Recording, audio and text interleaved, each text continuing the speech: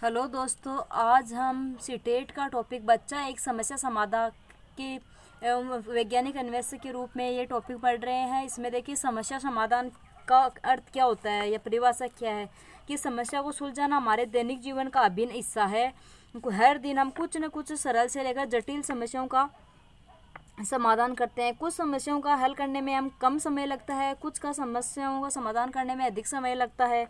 किसी समस्या का समाधान करने के लिए यदि समुचित साधन उपलब्ध नहीं होते तो समाधान का विकल्प देखने पड़ता है। मतलब कोई समस्याओं का समाधान सरलता से नहीं होता, कठिनता से होता है। कई समस्याएं ऐसी होती है जिनका समाधान सिद्ध सरल रूप में हो जाता है। किसी भी प्रकार की समस्याओं का समाधान निकालने में हमारा चिंतन निर्देशित करता है कि हमारा मन केंद्रित होकर चिंतन करके हम समस्या का समाधान करते हैं।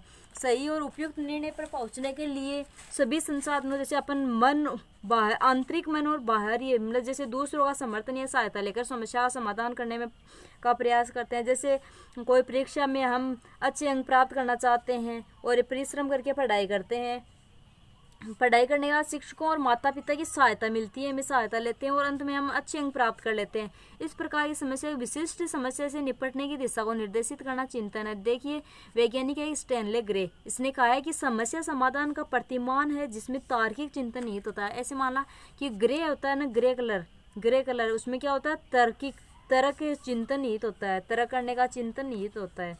समस्या समाधान के अनेक स्तर, कुछ समस्याएं बहुत सरल होती है, कुछ कठिन होती है। सरल होती है जिनको हम बिना कठिनाई के हल कर सकते हैं। देखिए निर्देशित चिंतन में 3 तत्व होते हैं। क्या कौन सी? समस्या, लक्ष्य की दिशा की ओर एक कदम। समस्या क्या है? लक्ष्य और दिशा की, पहले तो होता है समस्या, दूसरा लक्ष्य और तीसरा लक्ष्य की दिशा में एक कदम। और ऐसी 2 विधियां जिनको हम प्रमुख रूप से समस्या के समाधान में उपयोग ले सकते हैं, जिनका मध्यमान अंतर विश्लेषण विधि, एल्गोरिथम या कलन विधि। देखिए मध्यमान कलन विधि क्या होती है? ऐसी विधि है जो एल्गोरिथम या कलन विधि जो नियमों का समुच्चय है जिसमें प्रयोग, गणना या अन्य समस्या समाधान संक्रियाओं में किया जाता है। मध्यमान अंतर विश्लेषण में विशेष प्रकार की समस्याओं का समाधान करने में एक विशिष्ट प्रकार की प्रक्रिया का चरणबद्ध प्रयोग किया जाता है। ह्यूरिस्टिक या अन्वेषणात्मक के मामले में व्यक्ति समस्या समाधान के लिए किसी संभव नियम या विचार का प्रयोग करने के लिए स्वतंत्र है। इसे अभिसूचक नियम या रूल ऑफ थंब भी कहा जाता है। देखिए समस्या, बच्चा एक समस्या समाधान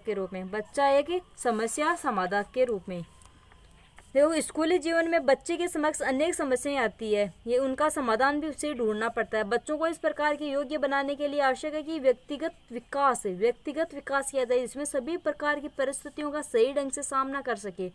बच्चे को समस्या समाधान के रूप में बनाने के लिए कई प्रकार के गुणों का विकास किया जाता है। जैसे बच्चे में आत्म पहचान का गुण विकसित करके अपनी कमियों को स्वीकार करना, दूर करना सिखाकर बच्चे को स्वावलंबी बनाने के लिए प्रोत्साहित करके, बच्चे की भाषा का विकास करके और बालकों में चिंतन एवं तर्क का विकास करके प्रायोगिक स्तर पर करना। बालकों को समस्या समाधान करने पर उन्हें पुरस्कृत करना चाहिए। बच्चों को बार बार प्रयास करके बालकों में भाषा कौशल का विकास किया जाना चाहिए।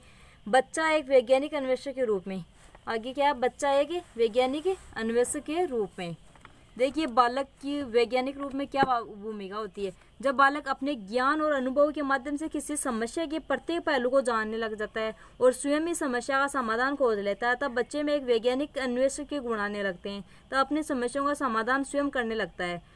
बच्चों में अन्वेषक के रूप में कई गुण होते हैं, जैसे बच्चों में समक्ष छोटी छोटी समस्याएं रखकर कि बच्चों में एक वैज्ञानिक अन्वेषक बनाने के लिए यह आवश्यक है कि उनके सामने छोटी छोटी समस्याएं रख दी जाती है और उसे जानकारी हो कि समस्या क्या है। बच्चों को समक्ष छोटी समस्याओं का हल करने के लिए उसे कोई किस विषय में क्या पूछा है, ये बच्चे को जानकारी होनी चाहिए।